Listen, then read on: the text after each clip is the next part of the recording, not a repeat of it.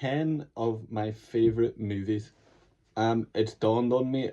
I talk a lot about like the fact that I was a film student. And then I've done a few like videos, obviously, on like writing tips and how to do like script writing and developing characters and stuff. But it hit me that I've never actually kind of spoke about some of my favorite movies and films that I enjoy. So I thought here it's an excuse to keep the daily uploads going when we're kind of like scrambling for ideas.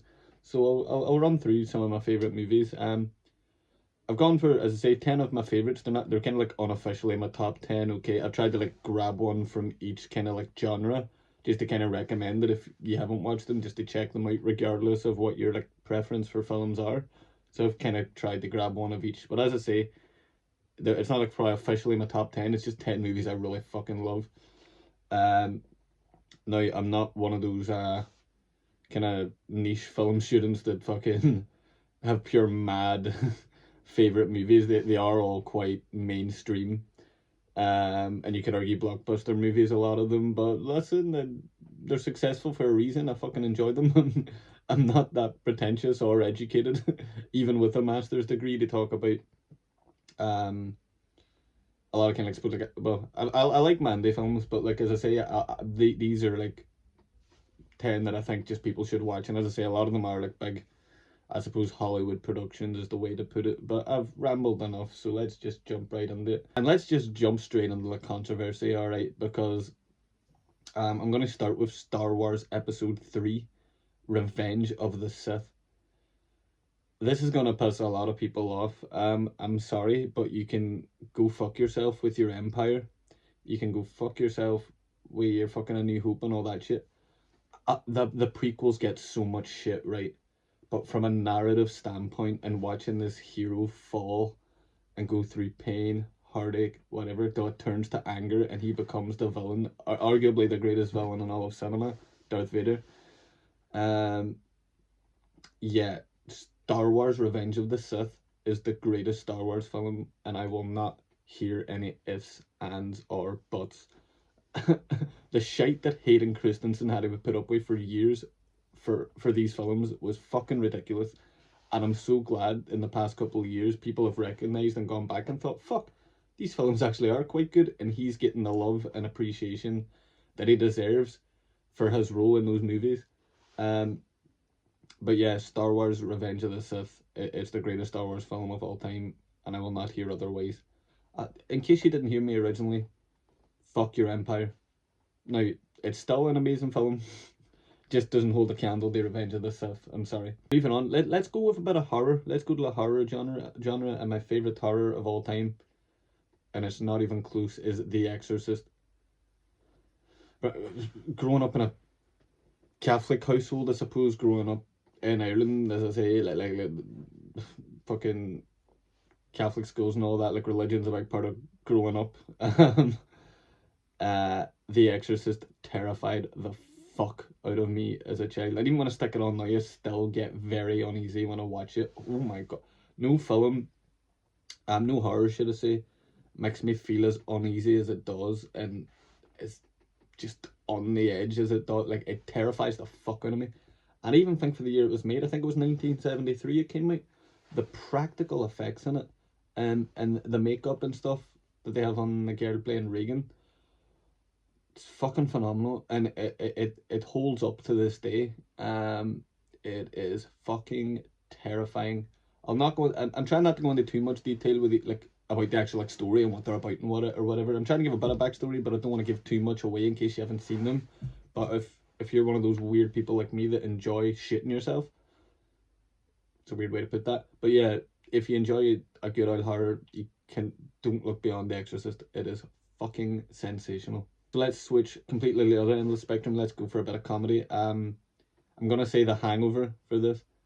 Uh, I couldn't tell you how many times I've watched this film, particularly the first one. I know there's three, but the first one, there's something about it. Like, I can't say like I've never watched it without laughing at the same things that I've seen 100 times over and over and over and over and over again.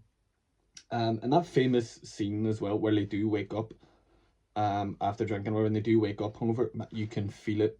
Like I watched it before I watched this film before I could drink. And I found it funny then. See, going back and watching it after like you've experienced drinking and experienced the hangover, but they get it down to a T. Their facial expressions, the way they're walking, just and just how lost they are. It is the most, like, obviously it's like dramatized and like exaggerated for the film, like the mad shit that they got up to the night before, but they get the hangover like tone down to an absolute T. And even just the whole film is just hilarious anyway. As I say, I'm not gonna go into too much detail about it, but if you haven't watched it, watch it. Let's go to another one. Again, change of pace. Sleepers. This is a really disturbing film, and I'll not say why. If you want to go and kind of like read like the kind of like description on it, or I go ahead, read what it's about. I'm not gonna say it because I don't want to spoil it. If you want my advice, go in and watch it blind. But Sleepers is one of those films that it makes you sick to your stomach, and it just makes you just question the world. So if you're like me and you enjoy movies like that, watch Sleepers. It is a fucking phenomenal piece of cinema. And it's got Kevin Bacon, and I fucking love Kevin Bacon, but he's a horrible cunt in this film. That's all I'll say. Let's go to a bit of Irish history. My favourite Irish film of all time, The Wind That Shakes the Barley. Uh, Bro, you like your Irish history, or you even just you like your history in general. The One That Shakes the Barley. It goes on the whole. You want to go on the Civil War, the fight for independence. You've got a young Cillian Murphy if you're into that kind of thing. I love him in Peaky Blinders. I love him in The One That Shakes the Barley. I love him in a lot of stuff. But yeah. Obviously he's famous for his Batmans, his Peaky Blinders, his whatever have you, his Oppenheimers. The One That Shakes the Barley is comfortably one of his best films. And I'll not hear otherwise. Might be a bit of an Irish bias there, but if you like your history, The One That Shakes the Barley, go and watch it. Sticking with history, Titanic.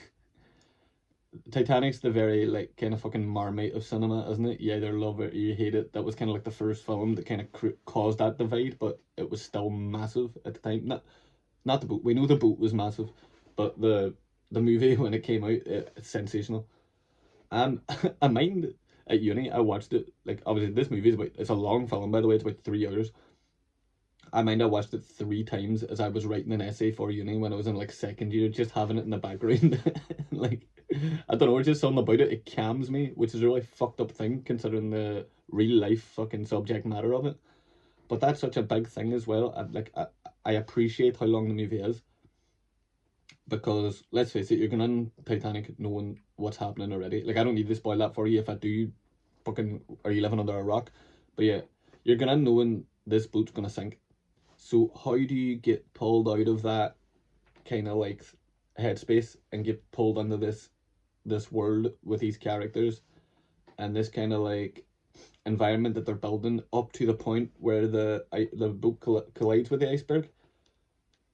How do you get distracted from all that, and how do you just be pulled aside to this love story in between? It's executed tremendously in my opinion. So yeah, Titanic, masterpiece.